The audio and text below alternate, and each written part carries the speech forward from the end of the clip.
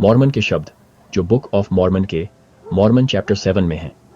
इन versus में लेमनियों और हम सब के लिए एक दिल से निकला हुआ इनविटेशन है। मॉर्मन अपने लोगों के बचे हुए लोगों जिनको बख्शा गया है उनसे बात करके शुरू करता है। वह चाहता है कि वे अपनी विरासत, अपना इतिहास और सबसे जरूरी अपने पूर्वजों की बातें जानें। वह इजराइल के घराने के बचे हुए लोगों से बात कर रहा है। इसका मतलब है कि वह आपसे बात कर रहा है।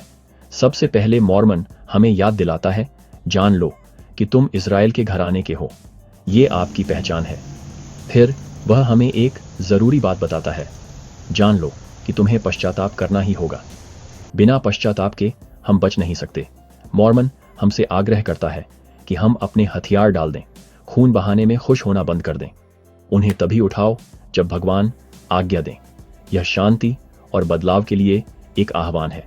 आगे वह हमें अपने पूर्वजों को याद रखने और अपने सभी पापों और अधर्मों से पश्चाताप करने के लिए कहता है। यीशु मसीह पर विश्वास करो कि वह परमेश्वर का पुत्र है। याद रखो, उन्हें यहूदियों ने मार डाला था और पिता की शक्ति से वह फिर से जी उठे हैं। कब्र पर इस जीत का मतलब है कि उनके अंदर मौत का डंक निगल लिया गया है। मॉर्मन आगे बताते हैं कि मसीह के माध्यम से मृतकों का पुनरुत्थान होता है। हमें उनके न्याय आसन के सामने खड़ा होना चाहिए। उन्होंने दुनिया को छुड़ाया है और जो न्याय के दिन निर्दोष पाए जाएंगे वे ऊपर के क्वायर्स के साथ लगातार स्तुति गाते हुए भगवान की उपस्थिति में उनके राज्य में रहेंगे। यह खुशी की एक ऐसी अवस्था है जिसका कोई अंत नहीं है। इसलिए पश्चाताप करो और यीशु के नाम पर बपतिस्मा लो। मसीह के सुसमाचार को थाम लो जो इस रिकॉर्ड में और उस रिकॉर्ड में है जो अन्य जातियों से आपके पास आता है। मॉर्मन ने यह इस इरादे से लिखा था कि आप विश्वास कर सकें।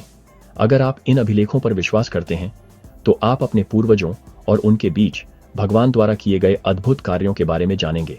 अंत में आप जानेंगे कि आप याकूब के वंश के बचे हुए लोग हैं। आप पहली वाचा के लोगों में गिने जाते हैं। मसीह पर विश्वास करो, हमारे उद्धारकर्ता के उदाहरण का पालन करते हुए पानी और आग और पवित्र आत्मा से बपतिस्मा लो। ऐसा करो और न्याय के दिन तुम्हारा भला होगा। आमीन। इस दुखद लेकिन गंभीर यात्रा में मेरे साथ जुड़ने के लिए धन्यवाद, जिसका वर्णन बुक ऑफ मॉर्मन में मॉर्मन अध्याय 7 में मिलता है। इन शब्दों को आपका मार्गदर्शन करने, आपको प्रेरित करने और आपको हमारे उद्धारकर्ता के करीब लाने दें।